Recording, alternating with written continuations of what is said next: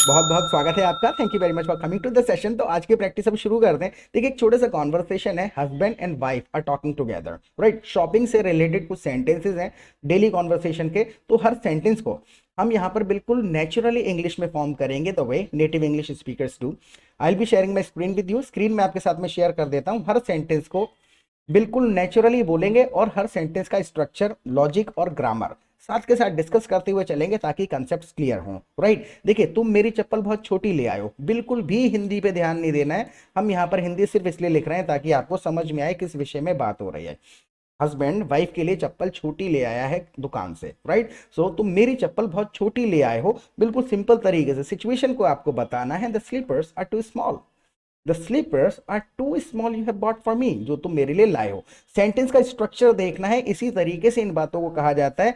सबसे बड़ी प्रॉब्लम यह है कि हम इतने शब्दों में इंग्लिश का सेंटेंस फॉर्म करने की कोशिश करते हैं एंड वी गेट स्टक, और हम अटक जाते हैं। So these slippers are too small you have bought for me. जो तुम मेरे लिए लेकर के आए हो। बेसिक सा ग्रामर है। अब इसी चीज को एक दूसरे तरीके से बोल करके देखिए, सेंटेंस का फॉर्मेशन थोड़ा सा, राइट, दूसरे तरीके से स्ट्रक्चर किया जा सकता है।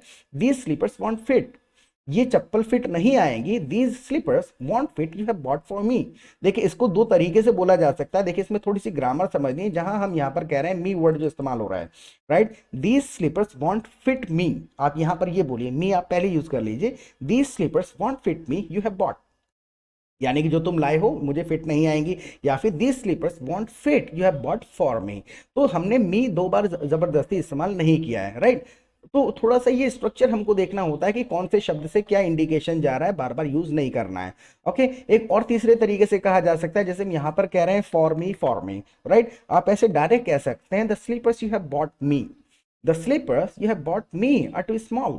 इस तरीके से आपने मैसेज पहुंचा दिया। The slippers you have bought me are too small, they won't fit me. मुझको फिट नहीं आएंगे। अब इसकी और भी कई सारे तरीके से एक बात को कहा जा सकता है। आप ऐसे भी कह सकते हैं these slippers are too small for me, मेरे लिए बहुत ज्यादा छोटे हैं। आप ऐसे भी कह सकते हैं these slippers are not my size, ये मेरे साइज के नहीं है। These slippers are not my size, right. तो एक बात को कई तरीके से कहा जा सकता है, लेकिन 300 से ज्यादा स्ट्रक्चर्स नहीं होते हैं जितने तरीके से हमने इस सेंटेंस को बोला है।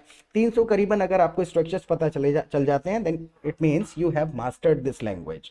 तो समझ लीजिए आपने पूरी की पूरी इंग्लिश सीख ली। You will be able to express any feeling in English naturally the way native English speakers do, right. Literal grammar use नहीं होती है। पूरे सेशन को देखिए, लॉजिक आपको समझ में आ जाएगा, how the English is spoken naturally, right. So और ना ये देखने में अच्छी लग रही हैं, यानी कि दीज स्लीपर्स वॉन्ट फिट मी, मेरे साइज की नहीं है, फिट नहीं आएंगे। और ना ही ये देखने में अच्छी लग रही हैं, एम्फेसाइज करके कहना है। एक सेंटेंस आपने नॉर्मल बोल दिया है, ना ही ये देखने में अच्छी लग रही हैं, तो neither do they look good.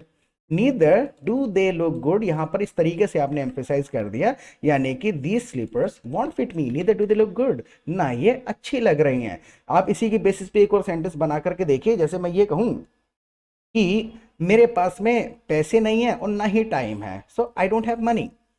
देखो, सेंटेंस का स्ट्रक्चर समझिएगा, दो तरीके से कहा जा सकता है। मान के चलिए आप एक बेसिक तरीके से बोल सकते हैं I neither have money nor the time, ना मेरे पास समय है ना टाइम है। लेकिन बोलते समय हम इतना थोड़ा प्रिपेयर करके चलते हैं, हमारे माइंड में सेंटेंसेस आते जाते हैं और हम बोलते चले जाते हैं। मान के चलिए मैंने किसी को बोल दिया यार आई डोंट हैव मनी, अचानक से याद आया यार समय भी तो नहीं है, neither do I have time, I don't have money neither do I have time, right. तो उस तरीके से बोल दिया जाएगा। दूसरा सेंटेंस अगर ऐड कर रहे हैं एक्स्ट्रा, तो यहां पर क्या कहा गया है, these slippers won't fit me, neither do they look good, ना ही ये अच्छे लग रहे हैं, राइट। आई होप आपको समझ में आया होगा। Look at the next sentence. कहीं इसलिए तो नहीं लिया है क्योंकि ये आपको सस्ती मिल गई। देखिए, अब इसमें हम करके आ रहे हैं, ये कहीं वगैरह की ट्रांसलेशन नहीं ढूंढनी है। कहीं इसलिए तो नहीं लिया है कि आपको सस्ती मिल गई।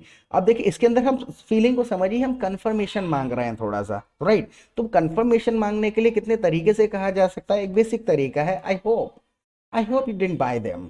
आप, मुझे लग रहा है कि I hope you didn't buy them because you got them cheap, ये आपको सस्ती मिल गई इसलिए नहीं लाए हो, पक्का ऐसा लग रहा है मुझे। लेकिन ऐसा नहीं है कि फीलिंग ये है, लेकिन बोलने का ये लहजा है। लिटरली इस ऑर्डर में ट्रांसलेट नहीं किया जा सकता। I hope you didn't buy them because you got them cheap. आप इसी चीज को दूसरे तरीके से भी कह सकते हैं, थोड़ा बंदे पे शक करते हुए, are you sure you didn't buy them because you got them cheap, are you sure you didn't buy them because you got them cheap, यानी कि पक्का सस्ती मिल गई इसलिए तो नहीं लाए हो। Are you sure you didn't buy them because you got them cheap, I hope you got the point. तो सिचुएशन के हिसाब से आपको बोलना है, ना कि शब्दों को ट्रांसलेट करना है। अगली बार से अपना सामान मुझे लाने को मत बोलना, अगली बार से अपना सामान मुझे लाने को मत बोलना, ये हस्बैंड कह रहा है। So don't ask me to bring your stuff again, don't ask me to bring your stuff next time. Again, अगली बार, दोबारा, कई सारी चीजें यूज करी जा सकती हैं। So don't ask me to bring your stuff next time, यानी कि सामान लाने को मत बोलना। अब स्पेसिफिकली शॉपिंग की अगर बात हो रही है, अब शॉपिंग से संबंधित बात है, लेकिन शॉपिंग वर्ड को यूज कैसे करना है सेंटेंस में, ये सीखना ज्यादा जरूरी होता है, राइट? अब कैसे यूज करेंगे? So don't ask me to shop for you next time, don't ask me to shop for you next time, यानी अगली बार मुझे शॉप करने के लिए, शॉपिंग करने के लिए मत कहना।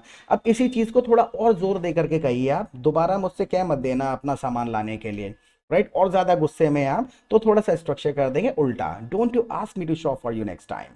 डोंट यू कह दिया जाएगा, ये क्वेश्चन जैसा साउंड कर सकता है, लेकिन ये कहा जाता है कि ऐसा कर भी मत देना, और ज्यादा एम्फेसाइज करते हुए, जैसे कि मान के चलिए हमको कई बार कहना होता है कि ऐसी कोशिश भी मत करना, डोंट यू ट्राई दिस, हिम्मत भी मत कर लेना, डोंट यू डेयर कहा जाता है। तो इसी तरीके से अगली बार मुझसे मत कह देना अपना सामान लाने के लिए, तो simple, don't you ask me to buy your stuff next time, right? अगला अपना सामान लाने के लिए मुझे मत कहना, राइट? आई होप समझ में आया होगा डोंट यू का स्ट्रक्चर क्या है, एम्फेसाइज करने के लिए है।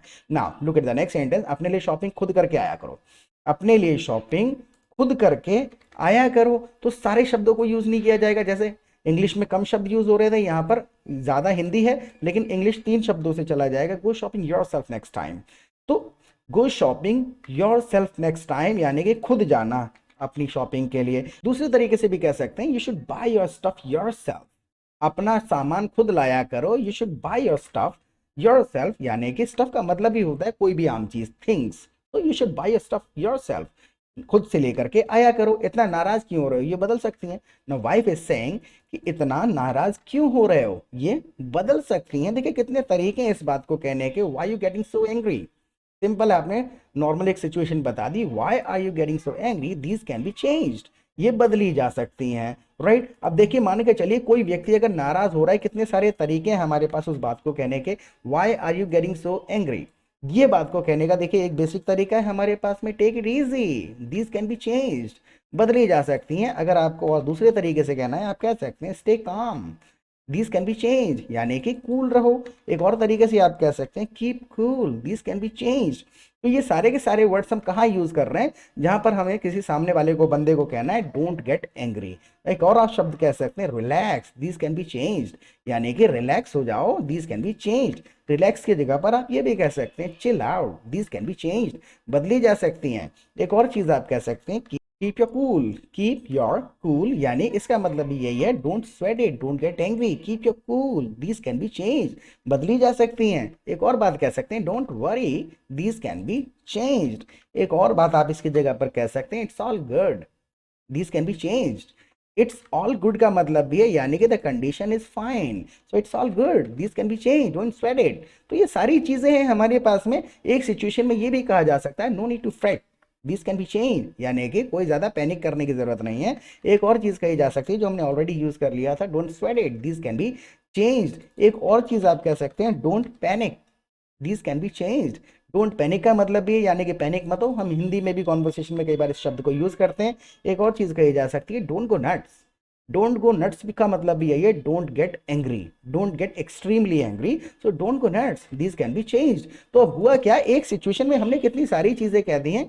और इसी तरीके से सिर्फ इस सेंटेंस से मतलब नहीं है, हर सेंटेंस से कम आई बिलीव 20 ऑल्टरनेट तो अवेलेबल होते ही होते हैं। अगर उन 20 में से भी एक याद नहीं आ रहा, it is just because we are not practising in real situation. हम केवल ट्रांसलेशन करते रहते हैं, और ट्रांसलेशन से 10% इंग्लिश बनाई जा सकती है, rest 90% of the English is spoken its own way which has no connection with Hindi. और उसको सीखने का बेस्ट तरीका बस यही है, आप हमारे चैनल पर अगर पहली बार आए तो प्लीज चैनल को सब्सक्राइब कर लीजिएगा, क्योंकि 250 से ज्यादा वीडियोस ऑलरेडी अवेलेबल हैं हमारे चैनल पर। और दूसरा, आप हमारी लाइव क्लासेस अटेंड कर सकते हैं। लाइव क्लासेस के 2 फायदे होंगे। सबसे पहले तो हम आपको अपने कम्युनिटी, अपने ग्रुप में ऐड कर लेंगे, जहां पे आप दूसरे पार्टिसिपेंट्स के साथ रियल सिचुएशन में प्रैक्टिस कर पाएंगे, which is most important part of learning. क्योंकि जब आप सिचुएशन में बात करेंगे तो आपको पता चलेगा कि इस अवस्था में क्या कहा जाना है। मैक्सिमम 90% इंग्लिश का कोई ट्रांसलेशन नहीं है, हिंदी से कोई मैच नहीं है। और हम करते क्या है, हिंदी के सेंटेंसेस को ट्रांसलेट करके फीलिंग को पहुंचाने की कोशिश करते रहते हैं, इससे नहीं होगा। तो ग्रुप में क्या होता है, 200-300 पार्टिसिपेंट्स होते हैं, आप उनके साथ पूरा दिन प्रैक्टिस कर सकते हैं, चैटिंग कर सकते हैं, फोन पे बात कर सकते हैं। हाँ, अच्छी इंग्लिश बोलते हैं सारे के सारे। हमारे ग्रुप में ज़्यादातर लोग प्रोफेसर्स हैं, डॉक्टर्स हैं और एमएनसीज में काम करने वाले लोग हैं, जो कि कुछ थोड़ा बहुत ब्रशअप करने की उनको ज़रूरत है कम्युनिकेशन को, इसलिए ज्वाइन किया हुआ है। तो आपको अच्छे लेवल के प्रैक्टिस पार्टनर्स मिल जाएंगे यहाँ पर। और शाम को हमारी लाइव क्लासेस होती है, तो वहाँ पर भी we simply come together every evening and we discuss some complicated grammatical rules and structures in English for 2 hours. 2 घंटे तक डिस्कशन चलता रहता है कि इस बात को किस तरीके से कहना है, कितने तरीके से एक बात को कहा जा सकता है। 1.5-2 घंटा रोजाना सेशन में बिताएंगे, नए नए सेंटेंसेस सुनेंगे, ग्रामर साथ के साथ समझेंगे। 15-20 दिन में कंसेप्ट्स क्लियर हो जाएंगे and you will automatically start speaking English fast, fluently and confidently the way you want to speak. Right, doubts का है खेल। ऐसा नहीं है कि सेंटेंस आता नहीं है, दिमाग में आता है, लेकिन डाउट की वजह से बोलते नहीं है। बस वो डाउट क्लियर हो जाएंगे, कॉन्फिडेंस आ जाएगा, बोल बोल के प्रैक्टिस करेंगे 300 लोगों के बीच में। तो राइट, सो पूरा दिन यही करता रहूं। क्या मान के चलिए वाइफ ने कहा डोंट गो नट्स, गुस्सा मत करो, this can be changed.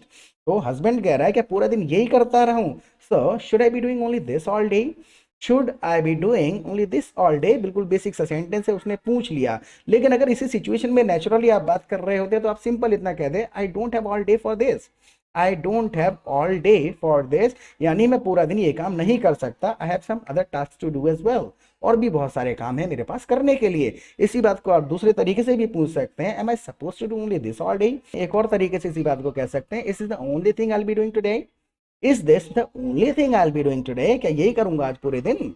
Getting my point. अब तीनों सेंटेंसेस जो हमने बोले हैं, तीनों सेंटेंसेस इस सिचुएशन में काम कर रहे हैं, बस ये है कि थोड़ा घुमा फिरा करके बोल दिया गया है। कई बार होता क्या है, ऐसी सिचुएशन में स्पेसिफिक पहुंचानी ही होती है, तो हमें स्ट्रक्चर पता होना भी चाहिए। Right, so look at the next sentence, एक बार मेरे साथ बाजार चलो, एक बार में मेरे साथ बाजार चलो, अब अपने साइज की चप्पल ट्राई करके ले लेना। अब देखिए हमने हिंदी में कितनी सारी बातें कही हैं, एक बार में मेरे साथ बाजार चलो और ट्राई करके अपने साइज की चप्पल ले लेना। लेकिन इतने शब्द हिंदी में नहीं यूज करेंगे सिचुएशन के हिसाब से। Come with me to the market this time, एक बार में नहीं कहा जाता है, so come with me to the market this time, इस बार मेरे साथ बाजार चलो, and pick up the size that fits you, pick up the size that fits you, अपने साइज की चप्पल ले लेना। आई होप समझ में आया होगा। तो शब्दों को नहीं, सिचुएशन को हमें बोलना है। Getting my point.